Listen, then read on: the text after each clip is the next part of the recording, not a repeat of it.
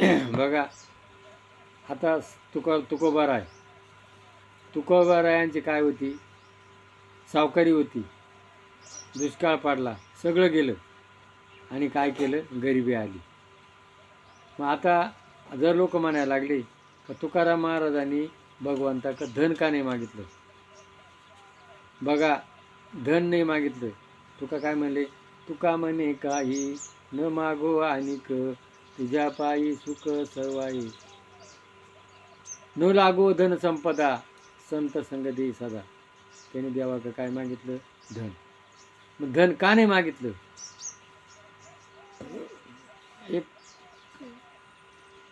ब्राह्मणाने काय केलं, 2 गरीब माणसांना जमीन दान दिली. आणि ते 2 मुलं होती त्या बाईला, तिचा नवरा वारलेला होता आणि मग तिला ती जमीन दान दिली. पूर्वी जमिनीला महत्त्व नव्हतं, आज जमिनीला महत्त्व आलं. मग ते जमिनीचं त्यांच्या गायीनं साधनं नव्हतं. मग काय करायचं, उन्हाळ्यामध्ये ते ढेकळं काढायचे, उलटे पालटे केले, पाऊस पडला काहीतरी फेकून द्यायचं धान्य आणि पोटापुरतं मिळेल ते खायचं.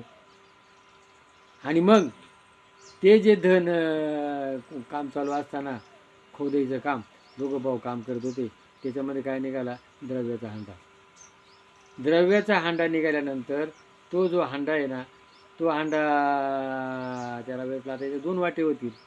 त्याने त्या भावाच्या डोक्यात घातलं काय, टिकाव, मारून टाकलं. आई भाकर घेऊन आली, हाका मारायला लागली लांबून.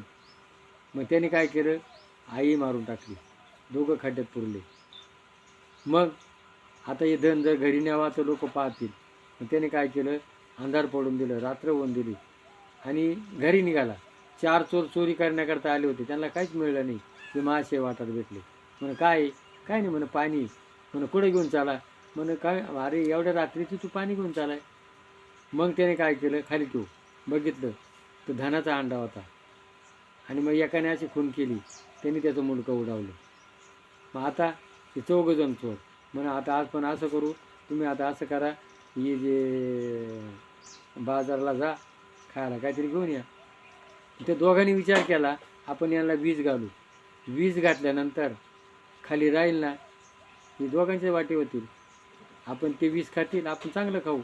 आणि ते वीज घेऊन आल्यानंतर इकडं दोघांनी विचार केला, हे जवळ आले का आपण त्यांना बंदुकीनं उडून देऊ, राहिलेलं आपणच खाऊ.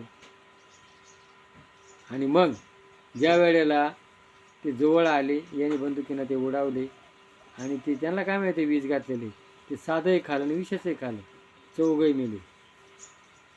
खाली काय राहिलं, इकडं हे मेले 3, ते मेले 4. तुका म्हणे धन, धनासाठी देती प्राण, म्हणून जोडून या धन, उत्तम व्यवहारे, उदास विचारे विचारे. धन कमवा, पण कसं कमवा, दुसऱ्याला त्रास न होईल असं कमवा. बघा हा जो भागवत ग्रंथ तयार झाला, भागवत ग्रंथामध्ये काय झालेले, हा जो परिस्थिती राजाचे पूर्वज भीम, आणि भीमाने कोणाला मारलं, जरासंधाला मारल्यानंतर जरासंधानं अनेक लोकांना मुरगाळून पापाचं धन कमवलं होतं. आणि त्याने काय करतं, मुकुट बनवला होता सोन्याचा. आणि भीमाला त्याला म्हणायचं, भीमानं तो मुकुट आणला आणि तो त्याच्या घरात ठेवला होता. आणि बघा काय अवबुद्धी आली, विनाशकाळ विपरीत बुद्धी. माणसाची विनाशकाळ आला का त्याची बुद्धी विपरीत होती, तो पाप करायला प्रवृत्त होतो. आणि मग त्याने तो डोक्यात घातला मुकुट, गेला शिकारीला. आता एक ऋषी तप करत होता आणि याला वाटलं मला यानं मान नाही दिला. मग त्याने काय केलं, त्या साप त्याच्या गळ्यात घातला, मरीर. आणि ज्याचा मुलगा होता त्या ऋषीचा, त्याने ते बघितलं आणि मग त्याने काय केलं, शाप दिला, ज्याने माझ्या बापाच्या गळ्यात साप घातला असेल तो 7 दिवसात मरेल. आणि मग जेव्हा इकडं परीक्षित राजाला कळलं, प्रत्येकाला मरणाची भीती आहे ना, मग मरणाची भीती ठेवून जर वागला ना तर तो पाप करणार नाही. आणि पाप करतो मग मरणाची भीती बाळगतो. आणि मग त्यांनी सांगितलं आता कोण याला तुला सुटका कोण देणार आहे? शंकर. मग हा शुक्राचार्य कोण आहे? शुक हा व्यासाचा याचा शंकराचा अवतार आहे. आणि मग त्यांनी तो उघडा नागवा, अंगाला भस्म, आणि त्यांनी काय केलं? पृथ्वीला 7 दिवस ज्ञान सांगितलं. शेवटी बोर खाऊशी वाटलं, त्याच्यात काचाच्या महालामध्ये सप झाला आणि त्याला मरत आलं.